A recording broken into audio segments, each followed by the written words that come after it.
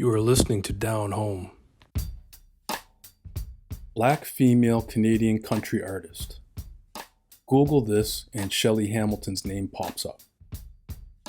I found that my own words couldn't do Shelley justice, so I'll read this excerpt from her website. Nova Scotian, Toronto-based Shelley Hamilton has worked internationally from Dubai to Japan, sung on award-winning albums, and done everything from a cappella with stand-up comedy to singing the Rolling Stones classic Gimme Shelter beside the legend herself, Mary Clayton. Join me and Jay as we welcome Shelley Hamilton to the Down Home podcast. Breaking new ground, breaking new ground, breaking new ground, simple breaking new ground, breaking new ground, breaking new ground, simple breaking new ground, breaking new ground, breaking new ground, simple breaking new. Welcome to Down Home, the Nova Scotian experience from two black men. I'm Derek Wise, and as always, we have Jay Jones. What's happening, everybody? And our guest this episode is Shelley Hamilton, award-winning country blues singer, songwriter, and stage actress as well. Shelley, how you doing? I am very hot. Wait a minute. Wait, let me say it another way. I am very hot. And not a hot June day in Ontario. It's simply because I woke up like this. I really did. Awesome. Summer has arrived. Summer has arrived. Finally, feeling less lockdownish and feeling the beauty of summer and connecting, and that's starting to feel just a little bit nicer versus the feelings of being in so many. Look, we've been in so many lockdowns, I lost count. I know. Huh? Yeah. I know. So just to be outside and enjoy the heat and enjoy this day. Actually, it's been really quite lovely. Yeah, Awesome. It's important. That's great. So yeah, Nova Scotia, born and bred. And one thing I was thinking about, I actually read an article that interview that you did a while back, and you were talking about how your father was forcing you to listen to Charlie Pride and some of his country albums there. And it brought back a memory. Like I remember my aunt putting on Charlie Pride, and we used to rock out to. So Nova Scotia, the black community in Nova Scotia actually does have quite the following for that bluesy country experience, right? Oh, it absolutely does. It absolutely does. I mean, we remember growing up, and if you had an opportunity to hear the word hootenanny party, you were at it. And those always involved a lot of instruments, a lot of connection, a lot of improvisation and mixing of music, actually. And we've always seen that culturally in Nova Scotia. George Eliot Clark uses a term that I love using, which is Afro-Cadian. And when we started working together on our Roots and Blues album, the Afro-Métis Nation, we started creating and using terms that haven't been used simply because people aren't looking at the history and the depth of the culture culturally. And so for me, with country music, remembering those stories and having my father tell me these things that I didn't understand until I was older. Like he would say, those are our people. Like when he would talk about Charlie Pride, or when he would talk about Ray Charles. When Ray Charles put out country music, they loved it so much. They copied the designs and the arrangements of his music and put it in white stream music. So white mainstream would listen to it, but Charlie never got the credit for it. Linda Martell, she was so groundbreaking in country music, first black woman on the Grand Ole Opry stage. Did I have a chance to experience and know her? No, because those stories weren't given to me visually. So I had to look and search and listen and find these stories. And it wasn't until I was older, even though I was living the experience of being as country as hell. I was so country, but we had horses, we had goats, we had chickens. If I ever put out another album, God, with all this mess going on, I'm still creating, but like to put an album out now in these circumstances just seems so daunting. But if I did, I would call it Black Dog Breeder's Daughter. Whoa. And because my father was the first Black registered dog breeder in Canada. And I know this because there was never anyone until I started researching it and found out he was the only person that had ever been, not only the first Black dog breeder in Canada, he dog bred German Shepherds. And not only did he breed German Shepherds, he bred German Shepherds and imported his dogs from Germany. Wow. Wow. So who went to my father's house in Little Old Cherrybrook Road looking for the best dogs to be used for the RCMP? The RCMP came to our house for those dogs. And everybody knew back in the day, they knew my father's nickname was Dookie. You know, everybody has a nickname down home. Yeah. So my father's nickname was Dookie. And everybody always called him Dookie with the dogs because no one came down to our house because everyone was too scared. We had all these German Shepherds and goats and hens half the time. We had a rotation of animals on a regular basis, but we always had, you know, my family always said we always have the dogs.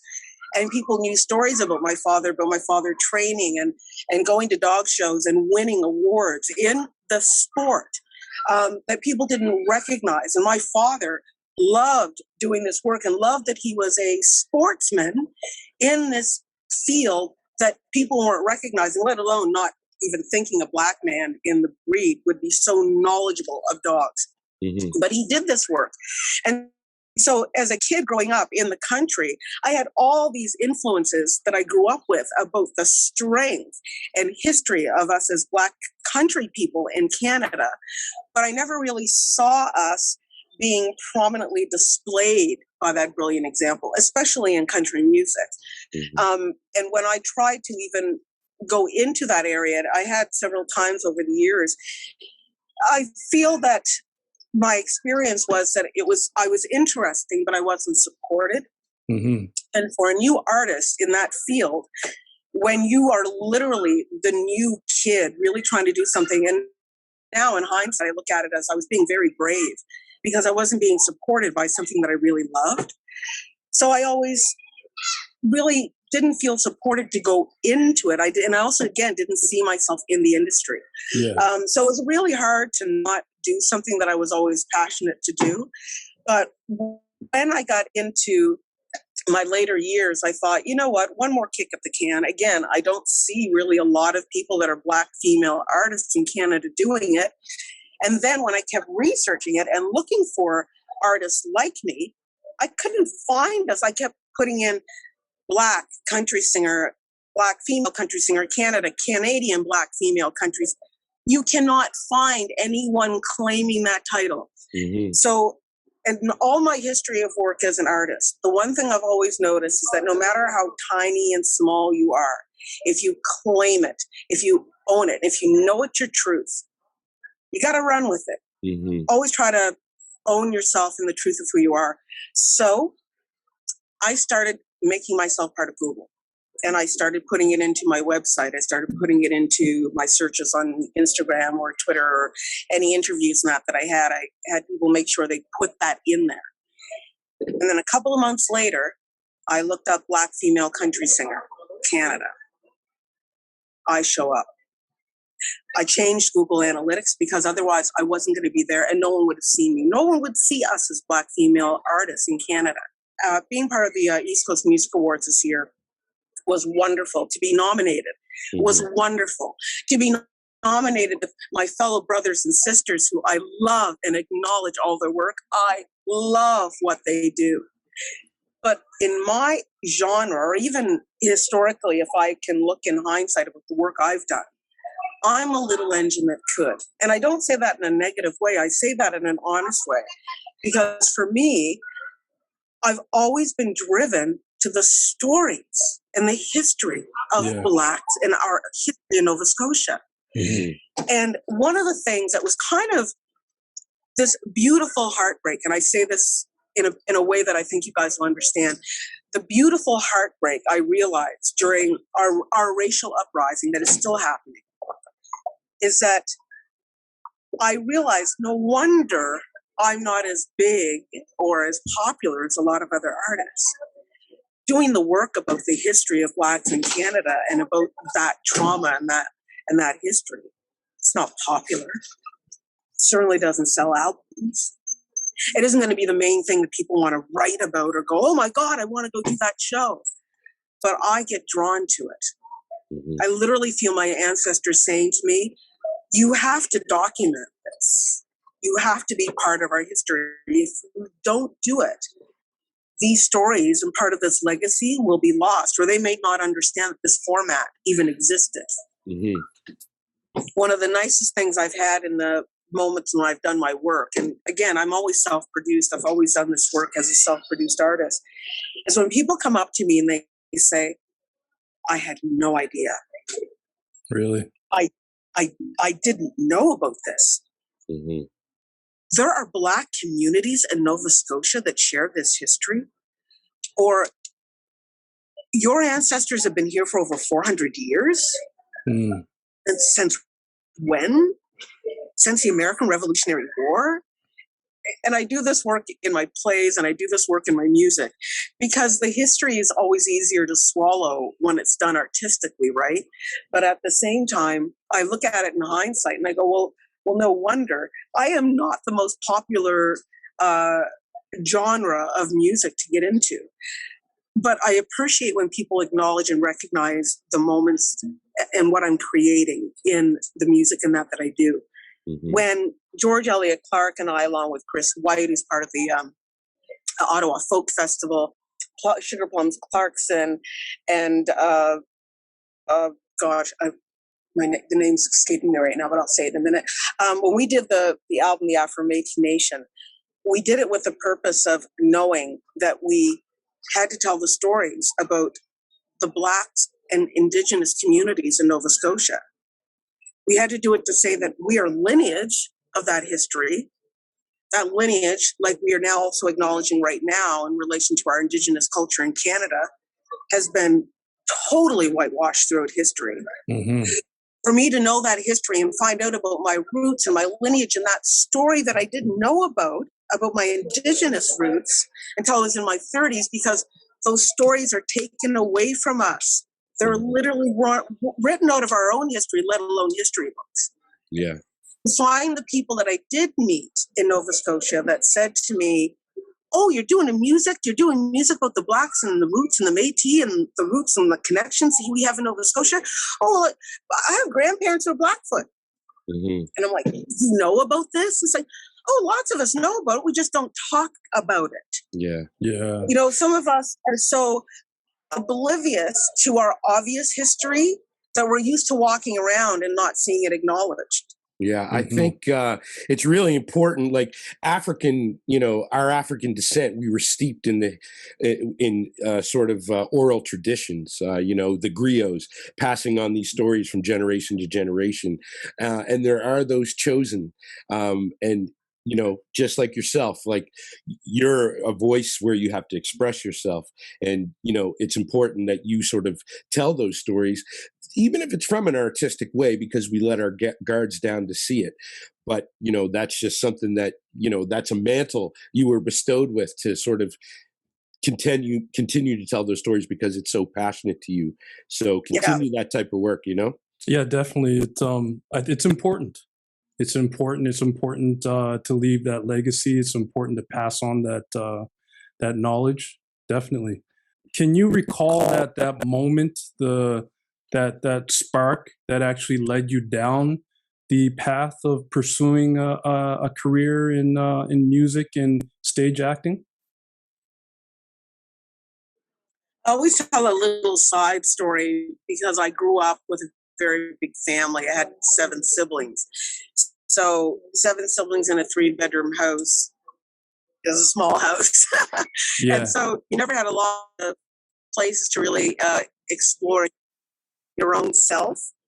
So for me, I always joke and say, I don't remember being out of the closet. My first memories were being in the closet. I went in the closet when I was younger, and I would go into the little hallway closet or in the other side closet in our house or underneath our bed, and that's where I would sing. And I would bring my little AM radio. Remember those little AM radios, all the little different colors? I'd bring that with me and sing harmony to radio stations. And I don't even remember the age of doing that, but it was probably when I first got my transistor radio, which was about 6 or 7 years old. Mhm. And I just remembered knowing I could do that and knowing that teachers would recognize it. They'd hear me singing and I would sing in perfect pitch. So they knew I had an ear and I knew I enjoyed singing. So I don't remember a time when I wasn't doing it. I just remember times when I wanted to do it and I couldn't find a private moment to do it. So being in the closet and singing are my earliest memories of wanting to do it and having a passion for it. And that was about 6 or 7 years old. And then just always finding ways to have an opportunity to sing, be it at church, be it at school, be it at any moment that I could open my mouth up and sing with people. I was singing. Right now I have a background noise of happy birthday, and I don't know if you can actually hear it. And it can't go on for a long time because I think it's just for somebody's little party, and they're going to blow some party cake and blow some bubbles. And, oh, applause. Yeah. Happy birthday. And we have more music. Hold on, I have to check. Oh, she disappeared. so yeah, we had a few technical issues, so we decided to contact Shelley and reschedule our talk. So the first part of our talk there last time was great. If you don't mind, we'll get you to kind of talk about the birthday party that was going on in the background there. We'll get you to explain that. Oh my gosh, it's so funny. So I was up in Wasaga Beach for the weekend because I have a little place up there, and I just thought it'd be great to do my podcast from there because I have a very quiet little podcast in which I write letters, and I then speak the letters as the podcast after I've written them. So I thought I'd go up there and have some nice quiet time. So I was also trying to coordinate a time and a place where we could get together that was close to their Wi-Fi. And it had been quiet all day. And even when I had set it up, there was no one around at all until we started. And then there seemed to be a whole crew of family that came together for somebody's birthday. And then the next thing I know, all we hear is happy birthday to you with this loud canned music. And then I find out they had brought a whole speaker system in and set the whole thing up. You'd swear it was a Scotian party the way they had done it. It was like, we're going to invade. Like they just went, we ain't shook. We're going to invade because we get down. Yeah. So they said they're going to have a party. And then they started doing the next version of the wheels on the bus go round and round. And then after that, we decided, well, maybe we should do this podcast for another time. Then some really loud, exuberant Latin music started going. And when I heard that, I'm like, nope, they're going to party hard. And they partied for hours with their family. It was wonderful. And I thought, I don't think we can compete with this happy party today. No. Yeah. Well, that's They all. were jamming, though. Yeah, I wanted hey. to get on it. They were jamming. You got to get down. Yeah. Got to get down. Can't 'Cause, interrupt those birthday parties, man. No, and down home style. Remember those parties? Oh my goodness! Oh, look. Look. We got down and couldn't get up. I know by the end of that party, one of the relatives was half cut and feeling good. Yeah. I know it. I could tell by the way they were getting down. That's a good thing. Yeah, That's a good thing. definitely. All right. Well, Jay, you might as well just jump into it, man. Yeah, I'm just going to continue our conversation with the question that I asked before the wheels on the bus went round and round. As an artist, what has been your creative outlet since you aren't able to do your normal gigs due to COVID? Do you have any other projects in the work that you're working on during this time that made you really tap into something or made you really find something that you didn't know you had in you to express yourself in the way that you used to? Well, I think everybody has. I mean, you have by doing this podcast. And as I'd said to you guys before, I think it's so great that you're doing something like this because, I had thought about it as well from a Scotian perspective. There's a lot of rich culture, heritage, history. And I love when people meet us and they go, you ain't from here, are you? You're different. You ain't Torontonian. You Canadian? And then you tell them where you're from. They go, Scotian. I want to go to Scotia. You're from Scotia. I want to visit Scotia. There's something about the vibe and the energy, I think, that we have that makes it, makes us unique. So I love the fact that you're doing a show like this to give us more of a voice. But to answer your question, that being said, as you've gotten into different avenues of creativity, I did, unbeknownst to myself. And I think one of the things that I've chosen to do is to see where that goes. And that's very hard to do, considering the only thing I know as an artist is to be an entertainer, which is like a singer, an actor, and a creative person in general. But I have a lot of veins in that arsenal of tools that I have. And so as a writer, I've been writing, and it started off as, before the pandemic, I just made a resolution to start writing letters once a week, just to get back into writing and writing letters to people again. And then the pandemic hit, and it took on a different context altogether. So when I did that, I had been approached to maybe put an article into the Daily Hive about my experiences as a person writing during the pandemic. And they ended up picking up the article. And from them picking up the article, Toronto.com picked up the article, CBC had picked up the article, and people started wanting to interview me about being a writer during the pandemic. So I guess one of the things that I've become is a pandemic writer, and I don't know what that is. I guess I'm a reluctant writer. I'm a writer that just writes about what I'm experiencing, what I think a lot of us are feeling and experiencing. It's a bit different to write from that perspective for me, because I'm not doing it from media or trying to garner followers or trying to get people to look at my perspective. I'm literally just having moments that when it hits me and when it feels right, I write. And I write honestly, I write creatively, I write what the moment is. And sometimes I believe that when you just let it go and see where your artistic spirit is going to lead you, it ends up creating other stories. So I hope out of this, I just am able to tell other stories, including my own and other perspectives.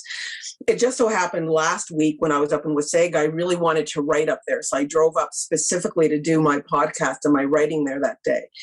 And what struck me more that I needed to write from was a perspective of trying to still find ways to be joyful in the sorrowful time that we're living in without feeling guilty about it. Like you literally feel guilty about having a moment that you feel good when you also are bombarded with so many things.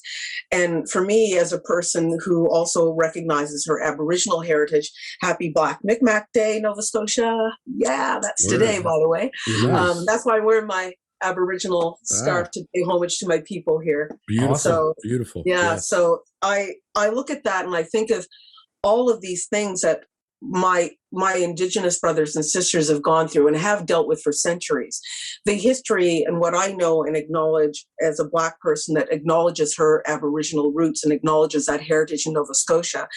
I see all of this pain that we have been through over these last couple of months that seem like forever. And there's a lot that we're dealing with. It's constant sorrow. It's waves of grief that we can't help. But if we're not open as humans right now, I don't know if we ever will be. So there's a lot of stuff that comes to our hearts, but we feel guilty trying to go on with life and doing things that we'd normally do.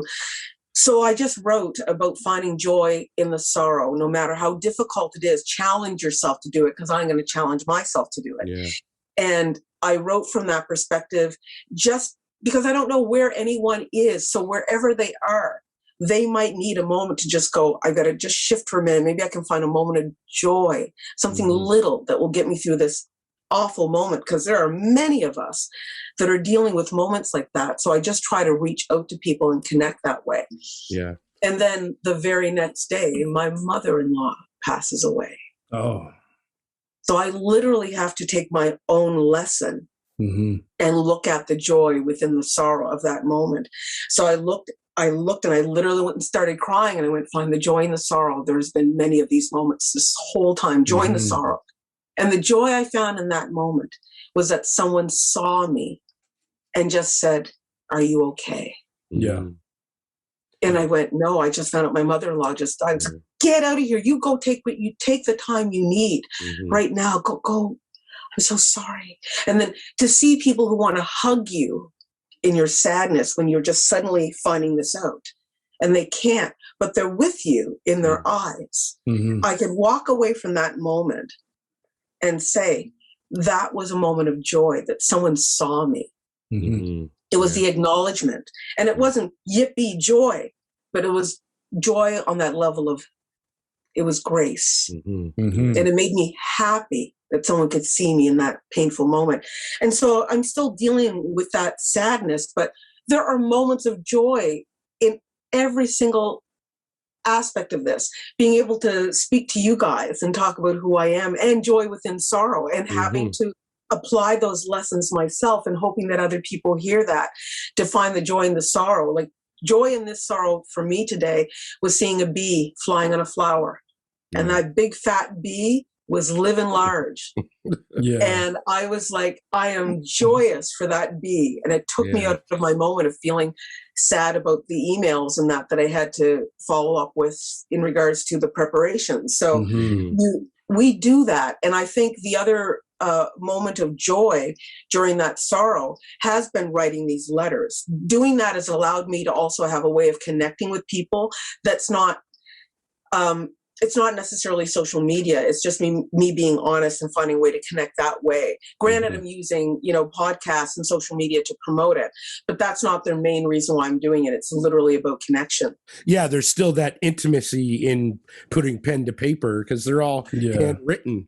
And I don't want to take you off track, but I just want to say, it's so good that you're allowing yourself to feel those things in those moments. It's something that we don't do often, with the rigmarole of life and how it can distract us from, actually being able to even realize we need those moments. You know what I mean? So, I mean, yeah, man, you got to feel it, to heal, one must feel. And even in those day-to-day moments, and to be able to express yourself in that way. And then in turn, you're turning that sorrow into joy that becomes power for someone else who reads that and feels heard and feels felt, just like you did when, someone said, I feel where you're coming from in your pain and sorrow. It's about that connection. So continue spreading that joy, even through your sorrow, we'll get through it tomorrow. You know what I'm saying? It's what you were saying about creative avenues and where we find them. And I love the fact I wasn't expecting my writing to be a creative avenue that kept me sane and also kept me connected with people. But just having that as a task, not a task that was form and function, but a task that felt joyous and a state of wonder. Like, I wonder what I'm going to write today. I wonder what perspective I'll feel. And if I feel like writing at all, maybe I feel too sad to write today. Maybe I write about feeling sad. So on the weekend, it was about finding joy in pain, because that's what I felt. And then just getting to do that avenue of writing, it kept me creative. And it also made me feel, grounded when so many things for us creatively have been taken away from us. And then the other thing I did, again, I wasn't realizing I was doing this. This is what makes it so great about creativity. When we're used to doing it, when I'm used to just doing what I do as an artist, we don't realize when we're actually challenging ourselves to be creative. So I think I was challenging myself to be creative, and I didn't even realize it during COVID. I spoke to my drummer in my band that I also work with, because he does work with graphic design. And I said to him, do you realize that we did 4 videos during COVID? Wow. Wow. And that's we cool. Didn't realize that. I released my song just before the pandemic. It was supposed to be a studio recording, but we only had a chance to do it live on the floor, and we had a raw recording. So I did Stay Strong as the video. Then we did 2 other videos during complete lockdown. And then this last video that I just released on Monday, which is the pizza anthem, which I'll tell you about in a moment. We did that during our last lockdown here, all long distance, all by sending edits and that back and forth, and 2 meetings socially distant with masks on in the middle of winter during snowstorms. But everything was, it was just super creative about green screen and how we can get people involved and how can we do this when we don't have any access to seeing everybody. It was crazy how we were able to do this video, but it was literally this passion about being creative and having this story drove us more than the limitations we had with the pandemic that would have halted the creativity. Yeah. So to keep ourselves open to what we can do and how we can create has been the biggest lesson to me during this pandemic, and be open to what the other definitions of your possibility are. I have had circumstances where in my life where I had to look at, am I only the singer actor? Like if I'm not doing this, how do I define myself? I'm lucky enough I've had that question happen to me years ago, and it luckily happened, and I know people have it luckily happened when I found out I had a cancer diagnosis and I could have died. So I went from, doing my work as usual to getting diagnosed with colon cancer at an advanced stage and being told that you either have to rest and keep your life together or you're going to die. So with those as my two options, I chose, I think I want to live. But then I had to stop everything in my life. I had to stop, and I went, what do I do now? I guess I have to figure out how to heal and focus on my health and my well-being and keep my life really small and structured and do these things. And then when we started going through COVID, I went, I've done this before. Like I've really done this before. I had to isolate. I had to limit the people when I saw them. When I did see them, it had to be in circumstances where they were healthy and they weren't sick because my immune system was down. And, there was that time where I lived this way before. And I had to look at my life and figure out, am I just the definition of who I am as an artist? Or can I expand on who I am creatively and who I am as a person?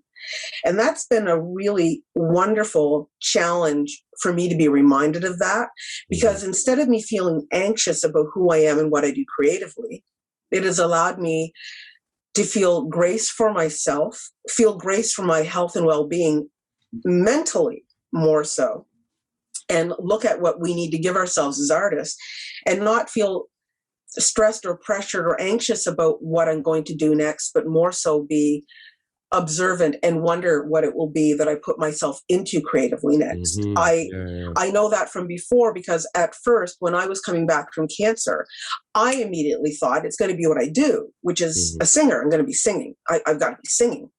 But I actually didn't feel strong enough or well enough to sing.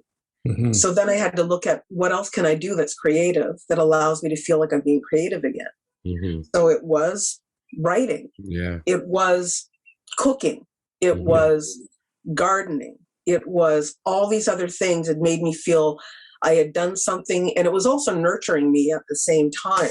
And I think and I hope that other people have found that for themselves. And just me saying that story of it's okay to be artistic and feel scared and feel uncertain, because what choice do we have?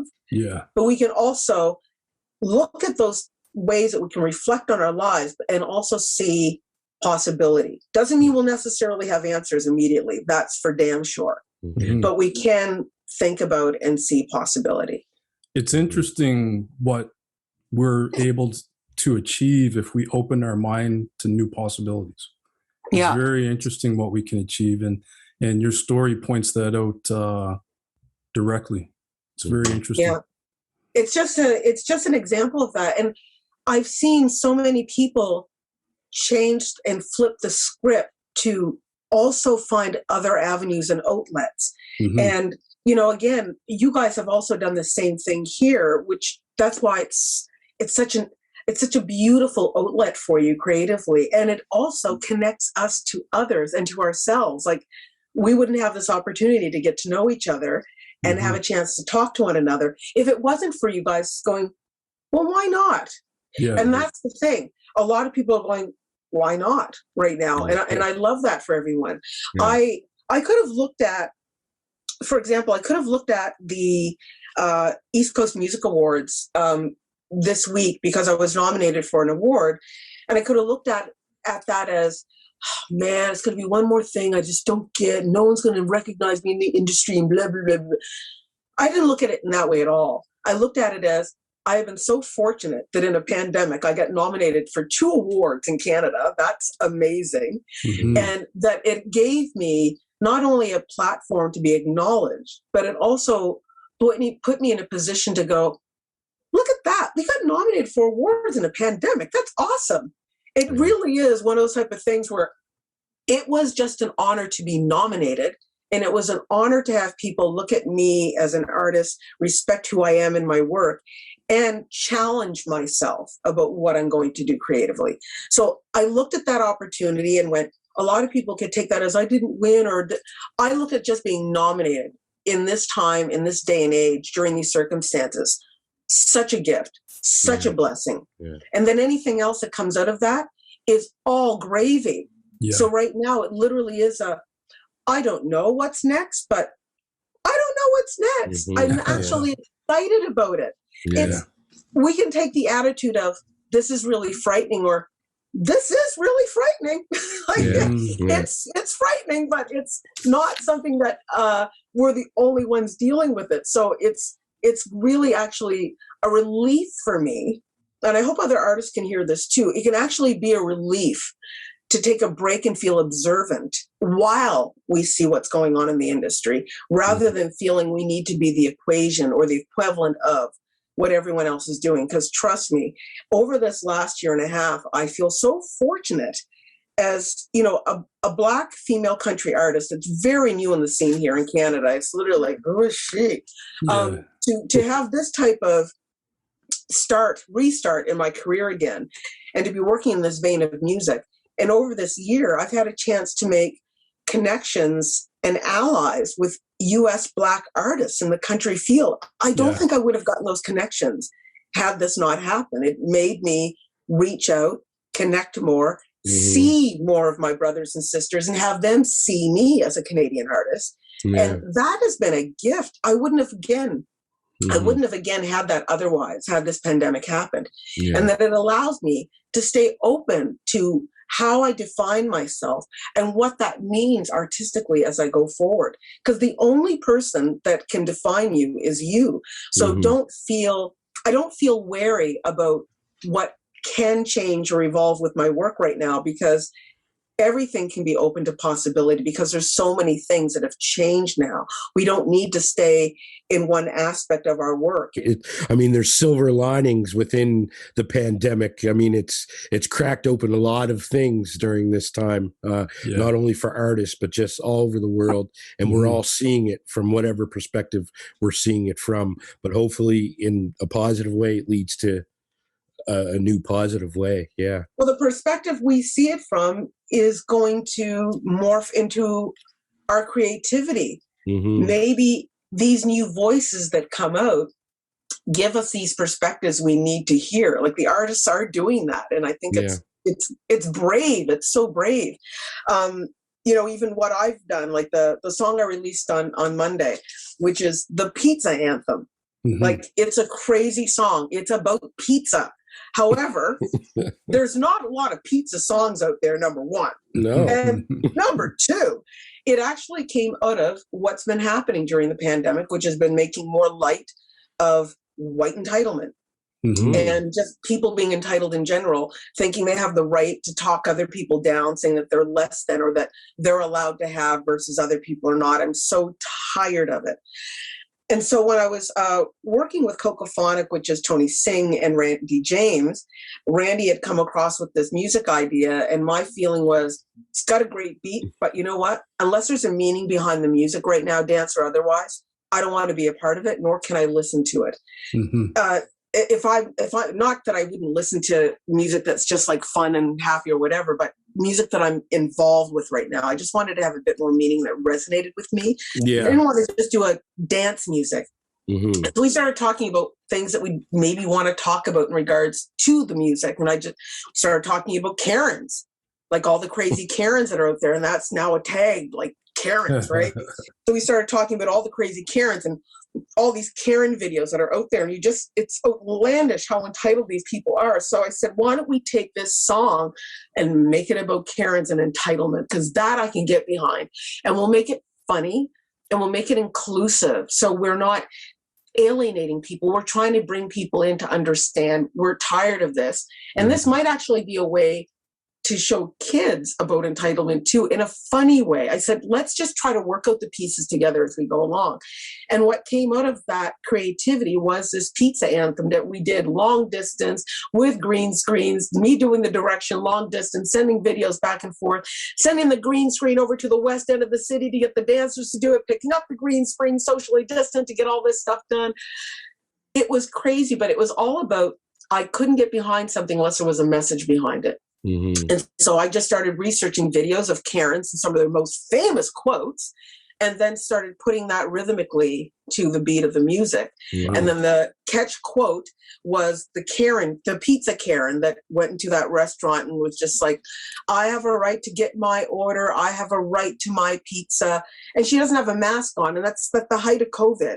Yeah. And she was just like, I have a right to get my pizza. My doctors would not let me wear a mask because it would be violating federal law if she had her mask taken off. So she can't wear a mask. It's like, are you kidding me?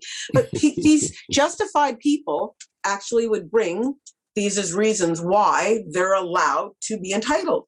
Yeah. So the more and more I researched these quotes, the more and more pissed off I was getting about entitlement. And I went, I can get behind this song. So I started writing like a demon.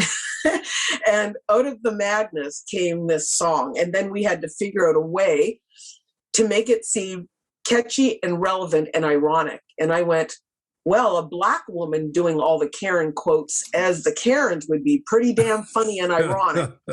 So look out, people. The Black Karen is here. So I play all the Karens, every single Karen, because it's kind of funny that you see a Black person standing there entitled saying all of this stuff, because that's not something we would be able to do. No, not if we tried to do that, that would never happen. Yeah. So I've got Central Park Karen. He is harassing me and my dog. We've got literally, you guys suck, McDonald's Karen. I used to manage a McDonald's. You guys don't know what you're talking about. Get some hustle. You guys suck. You know, it's literally, all these quotes are literal Karens. And I hope that some of them see each other and can laugh at how idiotic they are. Where can you find it? Is it on YouTube or... The Pizza Anthem is available on all formats, but if you want to see the madness and the insanity, go to YouTube to watch me as the checkout girl at Pizza Burger, the lady that's entitled, the rich lady, the raincoat lady, the video game lady. Like, you want to see all the entitled ladies, you just have to go see the video. All right. Pizza. There, and it's all very crazy. And I myself am an animated hot mess. So cool. Add me to a cartoon, it's like 2 times the animation. Yeah, that's awesome. All right. Pizza Anthem. Shelley, I also want to ask you, what went into your decision to leave Nova Scotia? That's a crazy time. It was a really crazy time for me. I was very young. I was a pup, still here in the industry.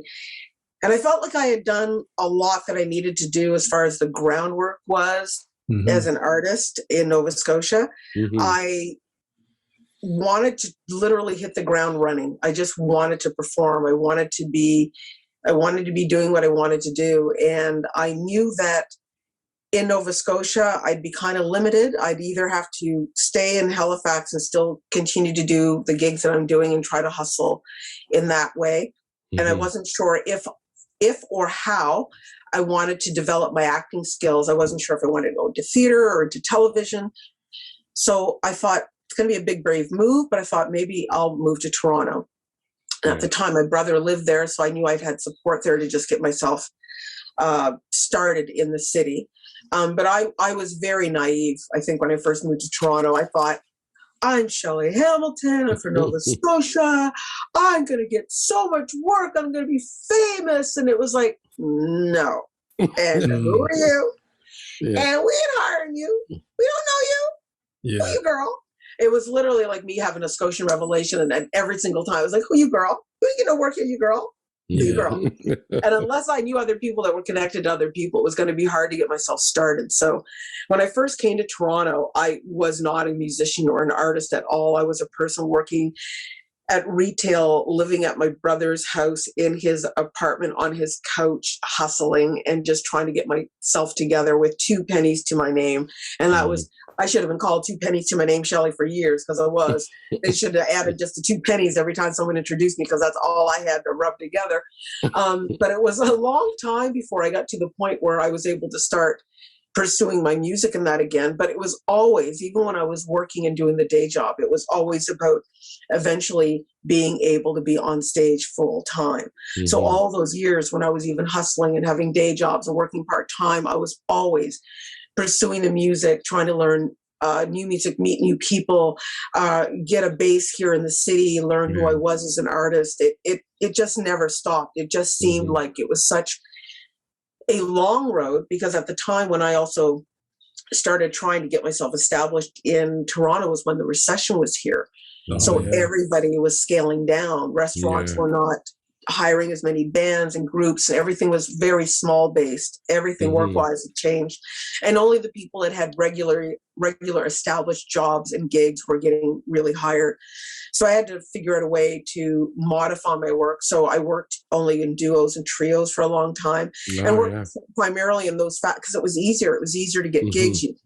And again, you had to take less money and all of that. So it took a long time to get to a point where I felt established again as an artist. And it took a lot of years to get to the point where I had the respect of my career in Toronto to be able to have the respect again in Nova Scotia. Really? It was very strange, because it's a hard transition as a Scotian artist to make your way here in Toronto, but also want to be acknowledged where you're from. Like I've always had a huge part of my heart, and a huge part of the way I define myself has always been I'm from Nova Scotia. I'm always a Scotian artist. It's always my pride. It's my home. It's my heart. So the definition of who I am as an artist is literally that, even though I live in Toronto. Right. So I always had this feeling of, I want to be able to go home and know that people still honor and respect the work that I do, and that they respect the fact that I'm still this artist that's doing this work, you know? That's interesting. That's actually a running theme of a lot of our guests that have moved away from Nova Scotia. They literally tell us, that's the first thing that they tell us, is that, you know, Nova Scotia is my heart. Nova Scotia is my home. It's my origin. It's my roots. And everyone's very passionate about it as well. When I reestablish myself, I have to say that even when it comes to reset, when I reset myself, I can't tell you how many times, and I love the fact that I've gone home so much now over the years as an artist. I usually go home 2 or 3 times a year these past few years to go home to work or what have you. So I feel really grateful for that. And my family loves it too, because I love that they know Shelley comes home at least once or twice a year for work. But I feel like nothing resets me like going home. Anytime I go home, even to work, it's a reset button. And then I come back to Toronto and I feel grounded, because I feel seen and acknowledged by those that love and know me. And I feel supported in a way that I know that if I decided to even go back to Nova Scotia to work again, there would be this little rumor mill going around going, Shelley Hamilton moved back home. Shelley moved back home. Shelley moved back home. Well, I got to get Shelley's number. What's she working? What's she want to do now? Is she home? Well, I got to get her number. We got to hook up. We got to do some music together. We got to do it. Would be this there are already people that have said to me, as soon as you come home, you got to let us know. I literally feel like I have a whole community that would embrace me creatively again to do that work that I love to do so well. So, and I get that when I go home, even for a few days, I get a reset, I get hookups, I get connections, I get, how long is she in town for? Is she going to be able to come over? Is she it's always that reset of feeling people are so passionate about you and about who you are. How can you not feel passionate? They literally remind you of who you are, and that sense of self, that it regrounds you, that sense of spirit when you go home and then come back here. There's no feeling like that. So props to Toronto. I love me my Toronto. I live here, good to go. But when I get a reset, it's always Scotian time. Right. Yeah. Now, I'm going to put you on the spot. Right. Oh, you haven't already during this whole interview? Well, if I can talk, I'm Scotian. I can talk. Oh, I know you can go. Well, last time you were on, before we had the technical difficulties and we had to reschedule, you had a little red guitar with you. Yes, I did. Now, I mean, of course, you can say whatever you want, but what were you going to do with that red guitar then that you wouldn't mind doing now, possibly, if you felt like it? Well, if I had a red guitar, which I don't, or ukulele. a red ukulele, which I don't. However, I have my turquoise one. Oh, well, that will do.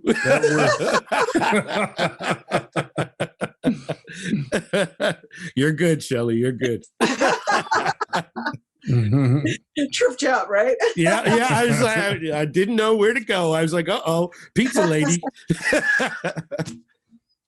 All right. So yeah, I could play you a little something. Awesome. Okay, cool. That would be great. Thank you so much. Appreciate it. Thank you. Yeah. I'm glad I put you on the spot. Well, no, you know what? I wasn't even sure if you were going to, but what I was going to play today is a new song that I'd written. And I wrote it kind of prior to the pandemic, but it didn't really finish.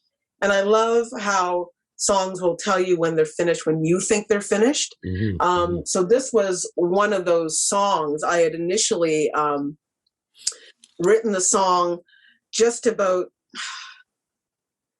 let's see, I guess the way I'd written the song is someone had said to me, and they were going through a really difficult time and they were so exhausted. They said, sometimes I wish I could be the burden. Oh, yeah. Wow. Mm-hmm. And it just hit me in that moment, the way the person said it, and the silence that happened afterwards. This person had such a sense of exhaustion that it made my heart leap. Mm-hmm. And this was a person that had been doing so much for so many. Mm-hmm. They were finally telling me in that little moment, they were so exhausted that they wished they could stop being it for everyone else. Yeah. It's a powerful statement. And I think how many times people have gone through that during this pandemic. Mm-hmm. But I think one of the things that people have to remember when we're trying to be strong for each other and strong for ourselves is to know when we say yes and know when we say no and know when that's okay. Mm-hmm. And sometimes it is when we have to halt before we open ourselves up for others. But that's when we are actually being strong enough for ourselves. Mm-hmm. Yeah. So it was weird that out of this pandemic, I realized how many healthcare workers were saying that. How many people that were going to jobs every day that in general were high risk were doing that. And we're just so done because they're also dealing with teaching the kids at home. They're also doing extra jobs because now somebody else is off because of the pandemic. They also have this, and they're not doing well physically, but they still have to work. And they also have everyone else asking them to do 10 million things. Like how many levels of can people say, I'm so done? Mm-hmm. So I went back to this song and it literally said, you need to finish this and add a couple of things to make it sort of an anthem for exhaustion. Mm-hmm. So this song is called, Solid as a Rock. And I haven't released it or anything. I just, wrote it, but I hope it to be a song that I can release and give to others when they're just feeling like I'm kind of done, because the song is kind of saying they're done for them. So here you go, everybody. Okay, thank you.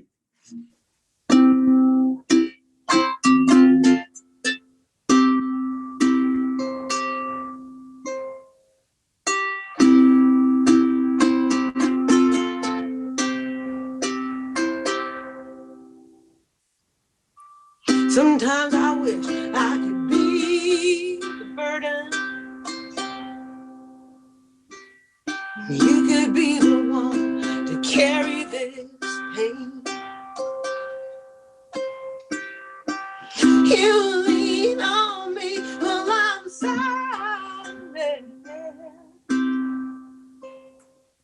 solid as a rock, but not today.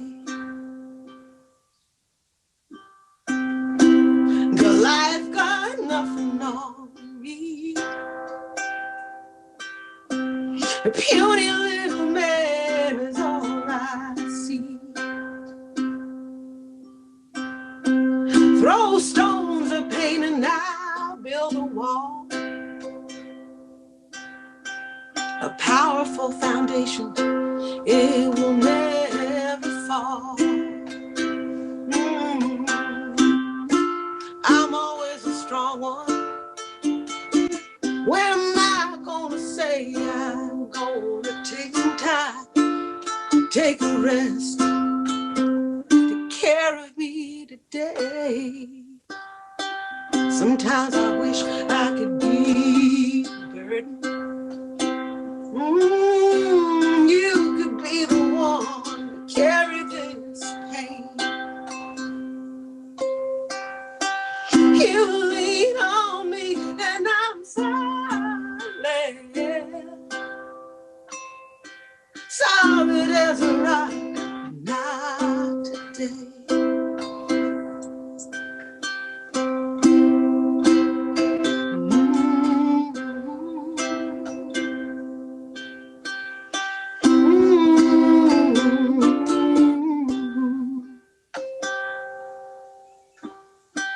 You come a knocking, but I won't come. You shouldn't open doors to everyone. You the people, that's what it's for. Look through mine, saw the pain you ignore. That's your own war. Hey, I'm always a strong one. But starting today, I'm gonna take some time, gonna take a rest. Take care of me today. Take care of me today. Today I leave you with a burden. And you can be the one to carry your pain. You lean on me and I'm silent. Yeah. I'm solid as a rock, but not today. I'm solid as a rock, but not today.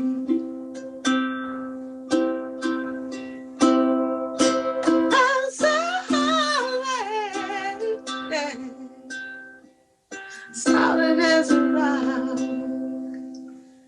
but not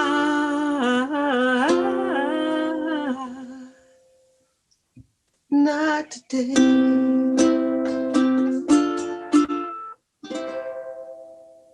Wow. Oh my. Yeah. Thank you so much.